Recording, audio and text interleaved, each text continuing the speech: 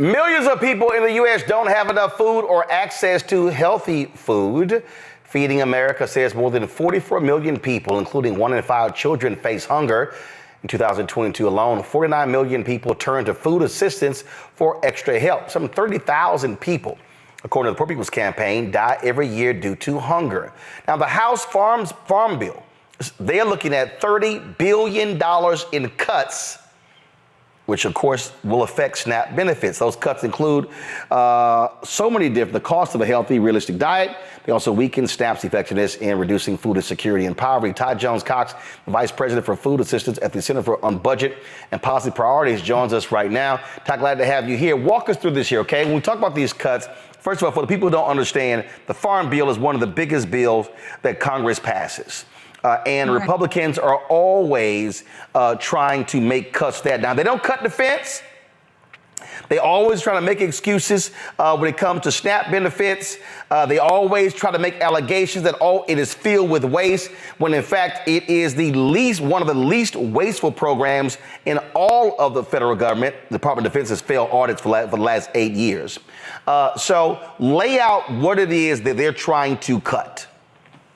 Yes, and thanks. I'm so glad to be here with you, Roland. So basically, the Farm Bill, as you said, is a big piece of legislation. It includes almost 12 pieces, and it covers everything from conservation, commodities, nutrition, crop insurance. And what's happening, in the legislation, the text that we just saw from House Ag Committee Chair G.T. Thompson, is that in order to pay for ideas and, programs outside of nutrition assistance, they're going to reduce SNAP benefits going forward by $30 billion. So we're talking about in a time where there's high food prices, increasing food insecurity. House Republicans, this proposal is basically saying we would rather cut $30 billion from low-income people who need it and actually to fund other things in our Farm Bill. And it's a big issue. This would be the largest cut to SNAP since 1996. And these cuts will actually grow deeper over time. So every SNAP participant would receive less to buy groceries in future years. Okay, so explain to people, how much does the average person get right now for SNAP benefits? Great question. So right now, you get about $6.20 per person per day. That's what we're talking about. $6.20 per person per day to purchase food.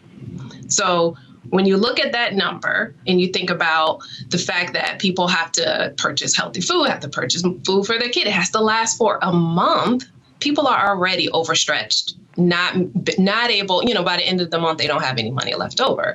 So to think about reducing that amount by, even if it was $1, even if it was $2, that is going to have real world impacts. I do want to say a little bit about, SNAP.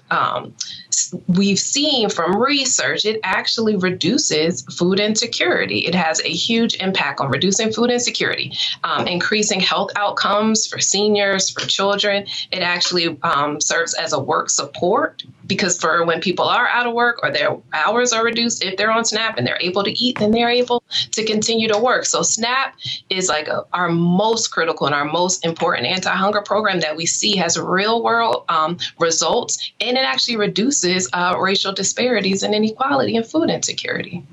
And so what's the rationale being given? So the thing with the Farm Bill, right now, there isn't any money. That's what they're going to say, right? There isn't any money in the Farm Bill to pay for all of these other initiatives, ideas, whether we want to give crop subsidies, whatever we want to do, there isn't any money. But what happened in 2021 is that SNAP received a slight boost because it was out of date. So how they determine SNAP benefits, they hadn't really looked at, like, these benefit amounts are super low. So there was a big increase to SNAP in 2021 that actually raised everyone benefits by about $1.40. It has a cost because you're trying to feed people. And now, in order to pay for other things, they're looking at SNAP as basically a piggy bank in the Farm Bill. Okay. That makes sense.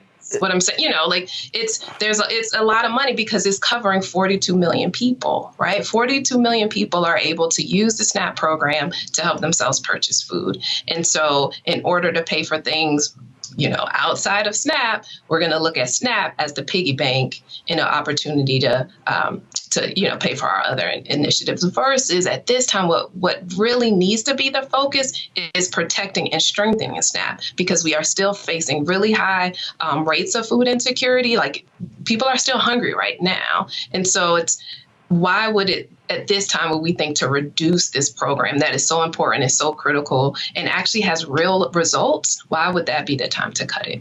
But also what happens is, now they're trying to also talk about these work requirements. Okay. We're not talking about, okay, again, we talk about how much somebody's getting. Let's just be real clear. People aren't getting like $2,500 a month, right? Correct. Right. It's based on, like I said, So from a dollar standpoint, again, what? In fact, there's a press release that y'all put out that said SNAP benefits average, come on, go to my iPad, y'all. You say SNAP benefits average only about $6 per person per day. Per day. Correct. $6 per day. So that means that if you're hungry and if you do 3 meals a day, then it's $2 a meal. Tell me what you're eating. Tell me where you're eating. Right.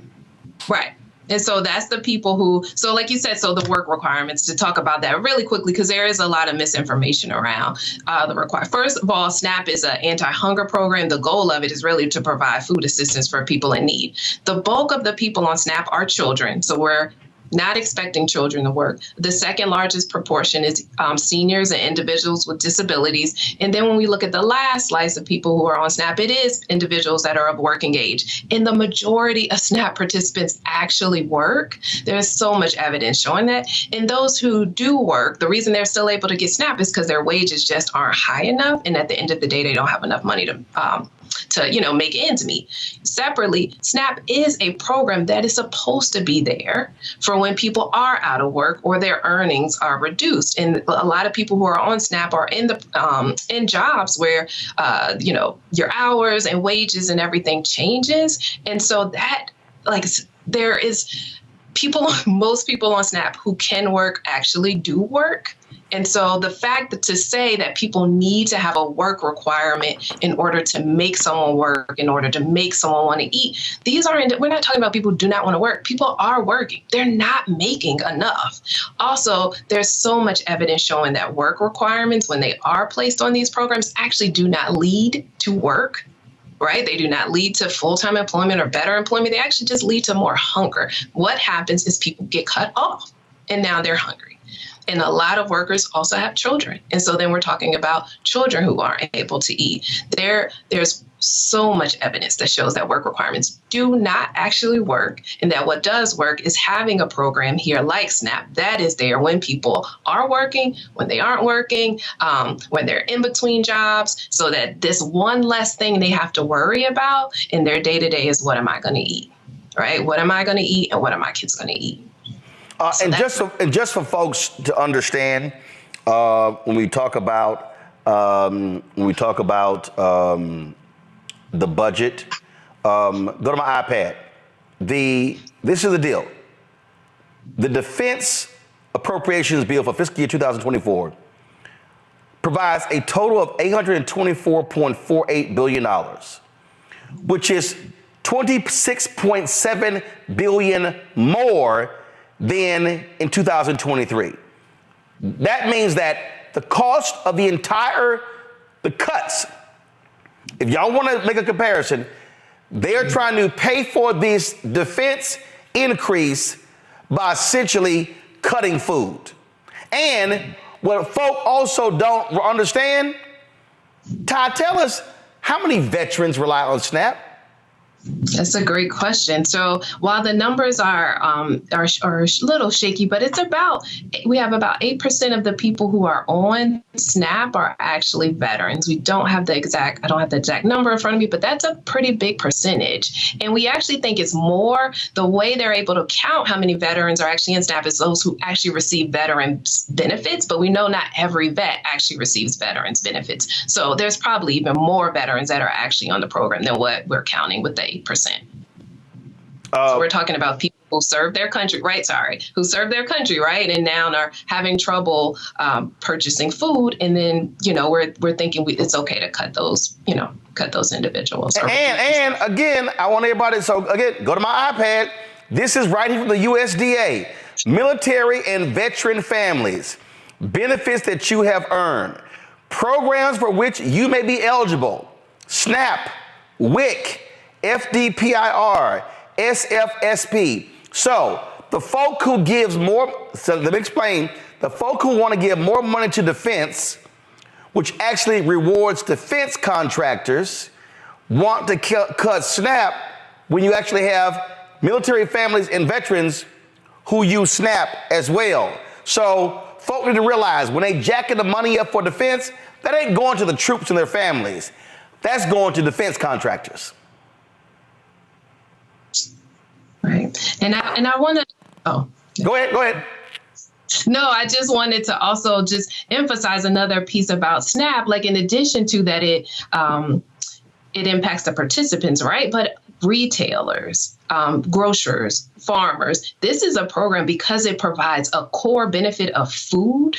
Like it just has a ripple effect throughout our country and throughout our economy. So it's important for the participants, but it's also important for retailers and communities and farmers. And so this is the program that we need to make sure that we invest. So first of all, let me put it in a different way than you. If you give the money to folk to buy food, they gonna buy food, which means they're gonna buy it from grocery stores. They're gonna buy it from retail outlets.